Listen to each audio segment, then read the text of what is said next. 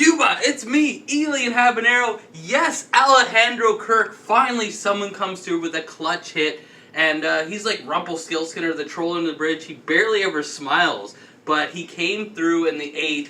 But what a game! Blue Jays finally got a clutch hit, and they finally won a game. It was kind of like they're just waiting, and just trying to stay in game. It's almost like game 1 of the series, and just hopefully they get a break where they're not hitting. They don't seem to have the confidence they have. I like them better when they're having fun, and they seem to hit more home runs, but it's like almost like they're psyching themselves out. But Alejandro Kirk, what can I say? But what can I say about Robbie Ray?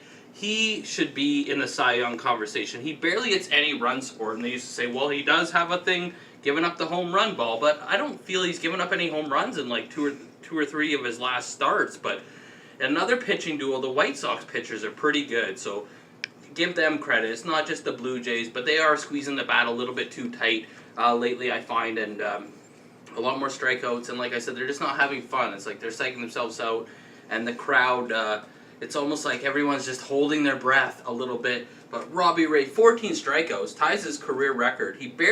Has he ever pitched with the lead recently? Not very much this year, but I feel like, come on, man, put him in the Cy Young conversation and re-sign him. How is his contract looking? I don't know, but if they did get into the wild card situation, I would have to say Robbie Ray is your guy. And how great it was that they put him out for the 7th, and then he came through and he got that big ovation from the crowd. But let's talk the 8th inning. So the reliever Bummer comes in, gets the first 2 strikeouts, then Teoscar gets on, and I was really surprised because Dickerson has actually been their best hitter the last 2 or 3 games that they pinched hit for him. So I was like, what? Not this Valera guy, but he came through, and then wasn't a bat for Kirk. He almost got it.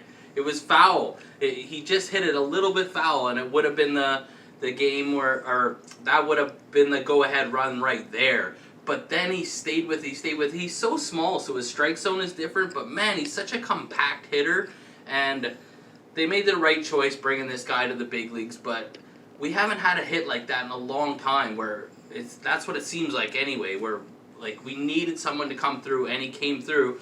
And then a bit of a comedy of errors, and they are able to get a bonus run. And then Jordan Romano, Canada's own, Ontario's own, the announcer's playing it up like he's not going to come in to pitch this game. And then sure enough, he comes out, and the first batter gets on. And then he gets a double play. And then he gets the pop out, and he's throwing 100, and they're saying, oh, he might not. But well done, well deserved. I mentioned a couple of these things in my last video. I'll link it at the end. And who else kind of thinks Tony La Russa's a dig? I know he's 76 years old, great baseball mind and everything, but he just seems like that grumpy old man that just I don't know, he's at the dugout and he just seems like he needs his diaper change and everything. But what did you think of the game, and who's your favorite Blue Jays player? I'm really fired up. I was not for 8 innings. I was biting my nails.